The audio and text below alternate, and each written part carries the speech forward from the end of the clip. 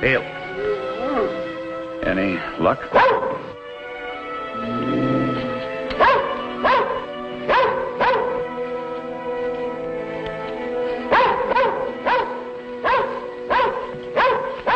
I didn't mean to startle you. That's rather clumsy of me. There's no harm done.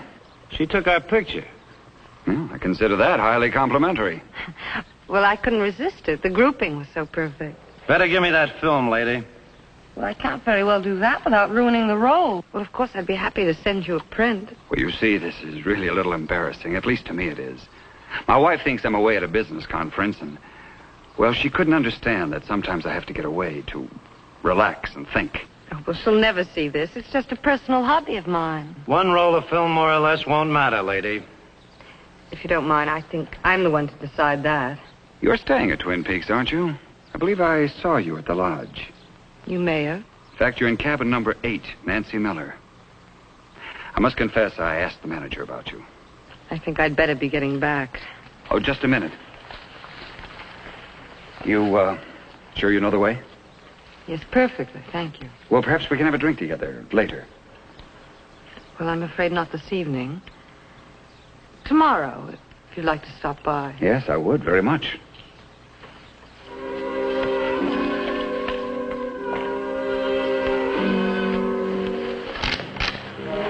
I was reliably informed that you're highly intelligent. I'm beginning to wonder. Do you know a better way?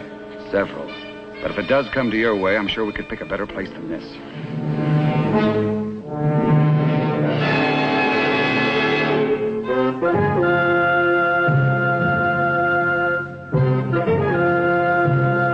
And now, Instant Maxwell House Coffee, the amazing coffee discovery in the jar with the stars on top, presents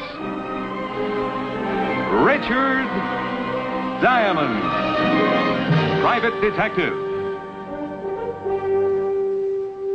Starring David Jansen.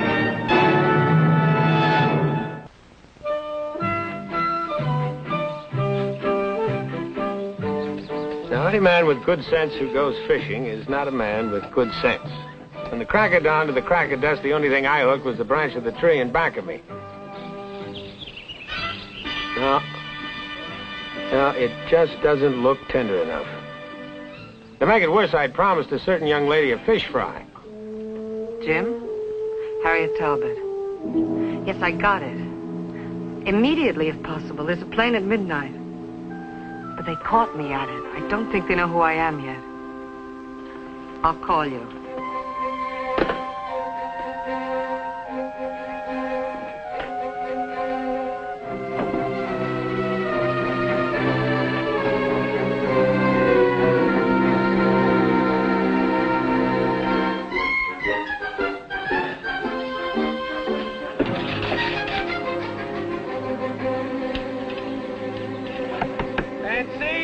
Who is it?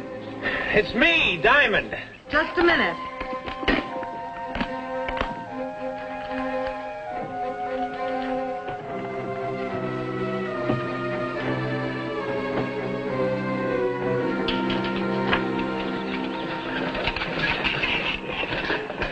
How big is the one that got away? 6 feet 1, 180 pounds, me.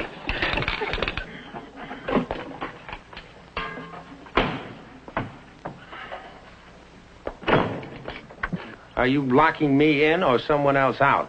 Habit, I guess. Yeah. And, drawing the blinds before it gets dark? Let's just say we do things differently in Kansas. No, I was, only trying to make conversation. I improve after sundown in the first martini. If you don't mind, I've got several things to do. Yeah, well, all right. I'll see you in 45 minutes after I change into my human being clothes. I'm sorry, but I'm very tired. Well, hey, we had a date tonight, remember? I thought we'd have a commercial fish fry at that little roadhouse down the way. Frankly, I'd forgotten. Can I take a rain check? Honey. No rain. Look, I really don't feel like playing.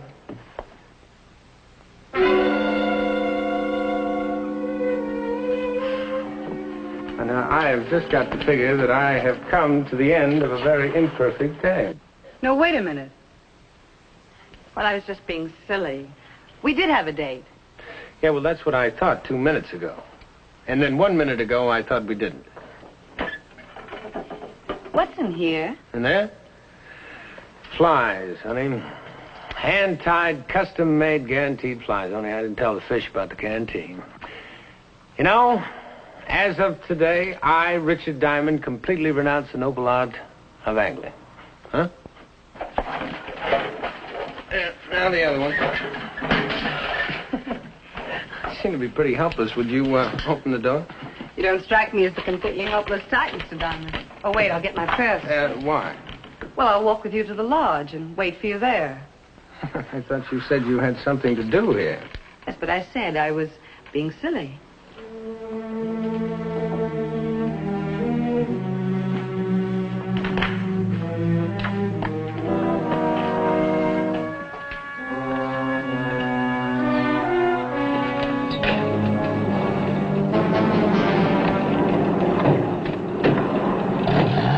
I don't believe I've seen that Jeep around here before. Neither have I. Now, I wouldn't say I have a suspicious nature. Well, I merely don't trust anybody. And the girl was no exception.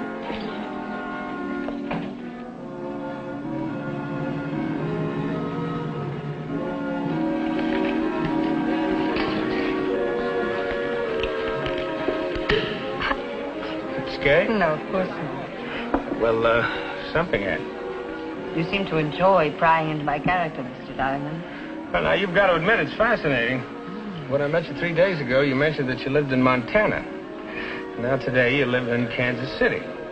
That takes character. I was just using Kansas as a figure of speech. There are a few things more obvious than damsels in distress. I thought maybe I could help. I'm not in distress. That is another thing about damsels in distress. They never admit it. I'd much rather be plied with champagne and philosophy, Mr. Diamond. Well, Miss Miller, how nice seeing you again. I don't believe we've met. My name is Adams. Oh, well, Richard Diamond, how are you? How do you do? Won't you join? I'm sure Mr. Adams would rather rejoin his friend. No, as a matter of fact, I'm quite alone. I would like a moment of your time, if I may, please, Miss Miller. Oh, well, if this is personal, I'll take this to the bar. Oh, no, I'm sure it's nothing personal. Well, not exactly, that is. You see, I was in the woods this afternoon and happened to run across another hunter. Miss Miller saw fit to record the event for posterity. Well, I explained to Mr. Adams that candid photography is my hobby. Yes, and as I understand, quite an expensive hobby. Miss Miller, I'll give you $50 for that roll of film. It's a hobby I should look into. I told you, I'll send you a print. Perhaps I'm not making myself sufficiently clear. Hobby people have a penchant for entering contests, Mr. Diamond. A friend of mine a few years ago on a hunting trip took several pictures, and they all ended up in a color layout and outdoor living. I'm not that good. Well, let's say then that my peace of mind is worth $100 to me. Oh. You know, these prices get out, you're going to be the most photographed man in Twin Peaks. I think we can dispense with your little pleasantries, Diamond. I do not enjoy being bought, Mr. Adams, or bullied. Perhaps you can make her see reason. Hold out for 200. I'm sorry you're taking this thing as some sort of a jest. I only think you're being very unreasonable. Yes, perhaps I am. Well, I would appreciate your restricting that photograph to your private collection, Miss Miller. Now, would you two excuse me, please? Yeah, see you around. Well, so that's what it's all about, huh? All right, I admit something's bothering me, but it's certainly not that silly picture. Now, if you don't mind, I'd like to go home. Oh, we still have some champagne left. Please?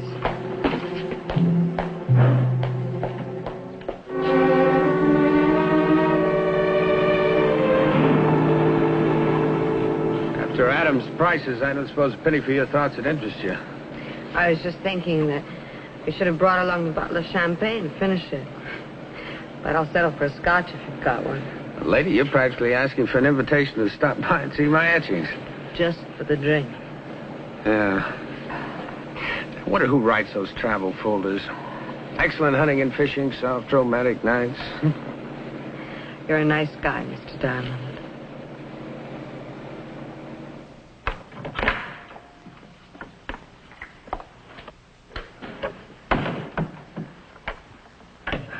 Well, it's not much, but, well, let's face it, it isn't much. I'll get the drinks.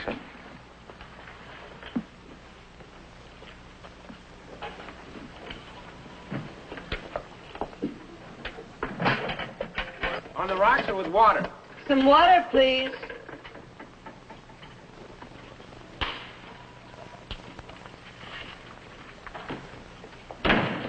There you go. There's no law that says we can't pretend it's champagne. Well, I could giggle, say it tickles my nose. Unless you want to disillusion me completely. I'm afraid I'm going to have to do just that. Well, go ahead. You've lost me already this evening. Well, there's a certain man in my life, and we had a fight. I came here to get away. Mm-hmm. But I've got to go back and straighten things out. End of story. Well, that's a nice, safe story. You sure you didn't leave out the twist? A little one.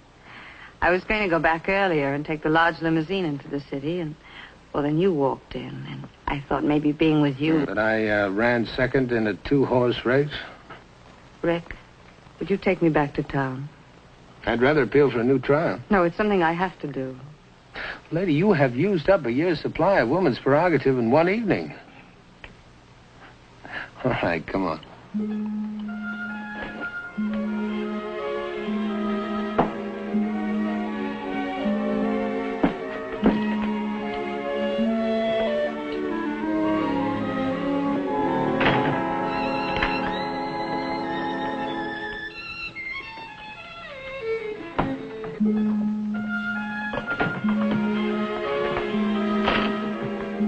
Well, I'm packed. Almost.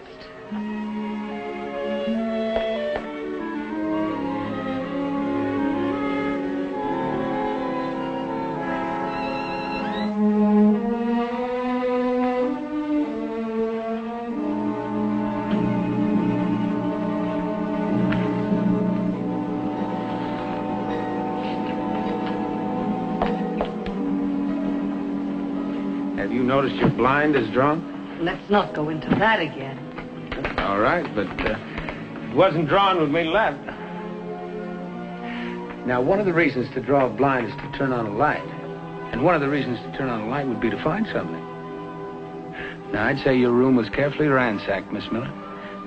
Get me out of here, Rick. Whatever you say. Did they get the film? No.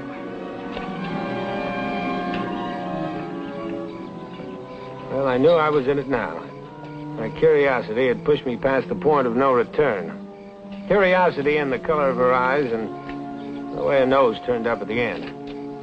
Well, I didn't regret getting involved. I did regret leaving my automatic 200 miles away in a drawer.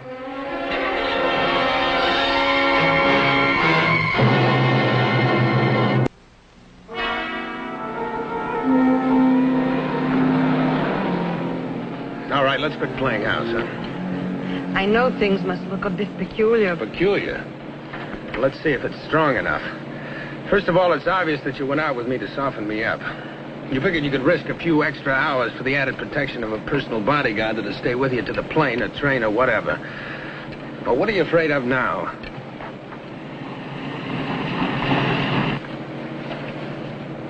Who's behind us? I don't know. Adams, maybe. The man he met this afternoon, or both. Well, don't tell me that film isn't important now. How far will they go to get it? They're not going to get it. Now, let me put it to you this way. The name in the flap of your purse is Harriet Talbot. Tell me you changed your mind about your name. Rick, you've just got to trust me. I don't see why. It's obvious that you have the film and our little friends back there want it. I think I'll stop and give it to them. You can't. Look, they're not going to settle just for the film now. They'd have to take care of us. Well, lady, you'd better convince me of that or I'm slowing down. What if I told you I'm a reporter? Even with the few facts I have, I'd say that spelled trouble, if I believed you. Do you? Well, 90% no. It's the 10% that traps me. Guess I have to go along for the ride, don't I?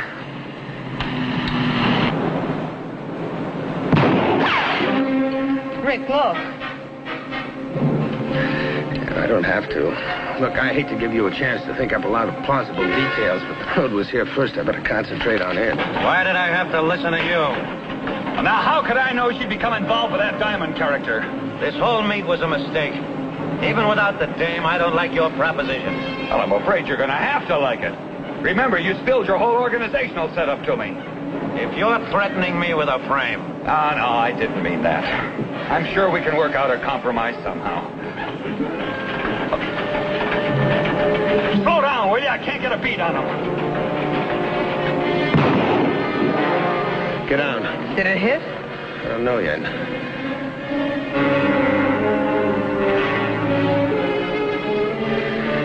I take it back. It hit. What are we going to do? This big masquerade of yours didn't include carrying a gun, did it? I didn't plan on quite this sort of activity. I'll have to settle for your makeup kit.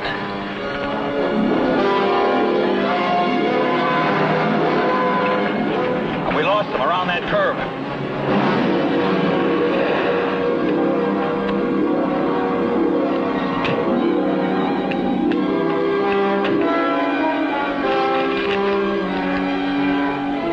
Your paper buys me a new car if this works.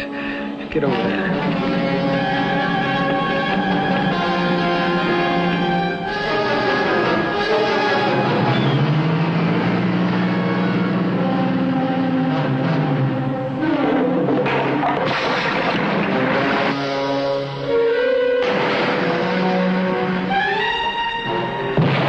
Let's not wait around and see if they took the hook.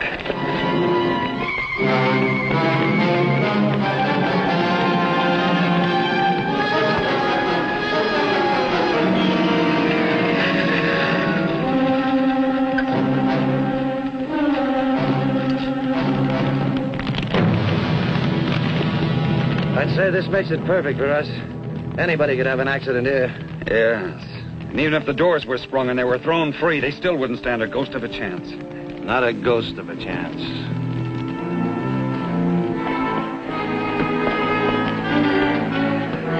Can't we go back to the road? No. I know this cross-country routine is strictly for the Boy Scouts, but it's shorter and it's safer. Besides, I don't think we can get a ride in the road. Unless it's in a Jeep. Well, then.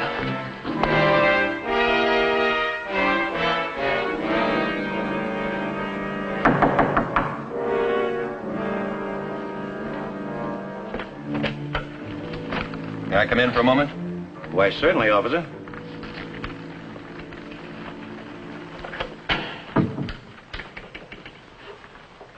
Harry Carlin? Yes? That narrows it a little. Narrows what? Car went over the cliff at Devil's Bend. We figured it had to come from here at Lakeview or from Twin Peaks. But all the guests accounted for it except an Adams, a Diamond, and a Miss Miller. All from Twin Peaks. Don't suppose you know anything about them? Can't help you. Too bad. All of them dead, I guess. No. Just one. Well, that's a break. But how could two people live through anything like that? There was only one in the car. A man. Must have been thrown free. Brush fire took care of his body, though. I see. Just one. Yeah, it looks like Adams or Diamond. We'll find out. I think that'll be all, sir. Well, good night, officer. Good night.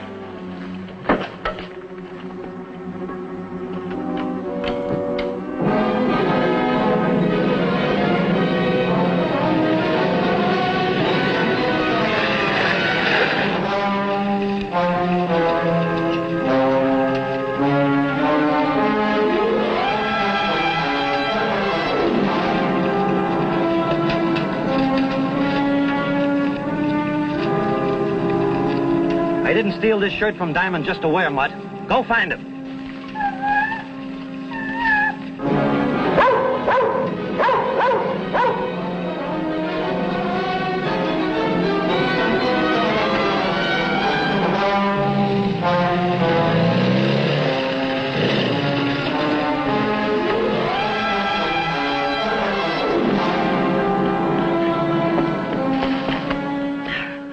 Can't I just go to sleep here for a little while? No. You're just trying to punish me because I won't tell you something that's none of your business. Yeah, now, look, anytime I'm subject to being killed, I think I have a reason to know why. I'm sorry. You'll understand in a few days. Yeah, well, I can't wait that long.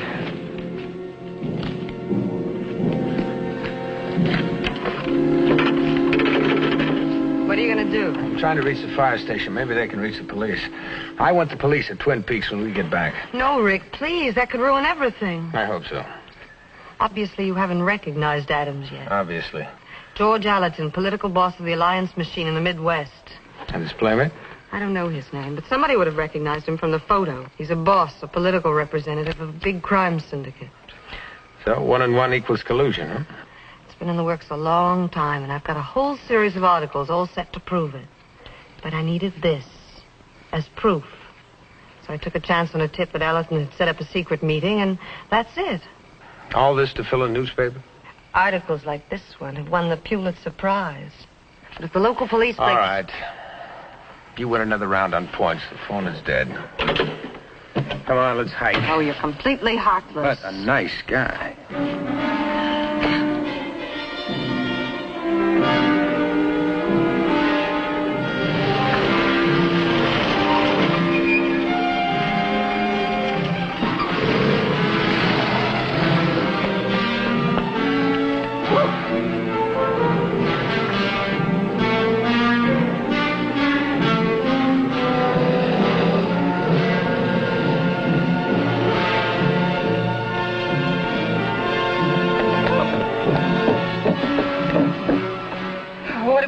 Wait for the Queen Mary? I have to settle for one of the lifeboats. Am I hearing things? The other man had a hunting dog. Well, that lets the boat out.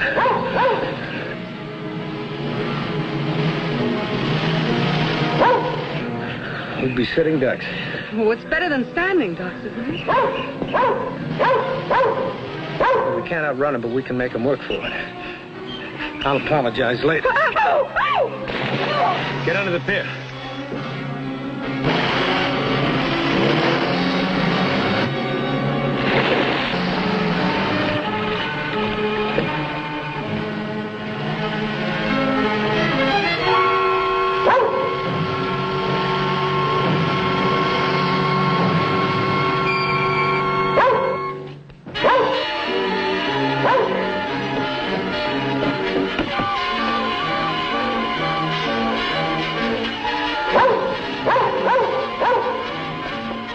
Come on out of there. You hear me? Come on out of there.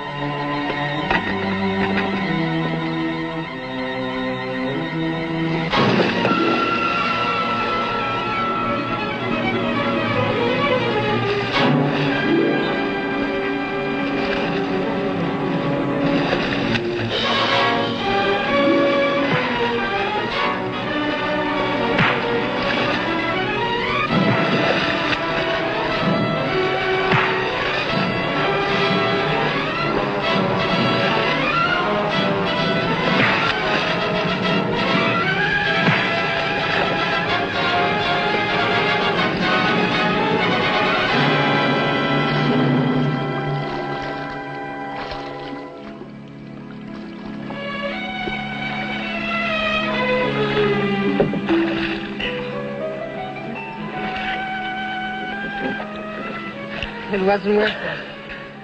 I knew no story was worth that. Well, this is a fine time to tell me. The film ended up a little soggy, but still good enough to print in Harriet's brilliant expose. And me? Well, we were going to have that fish fry after all.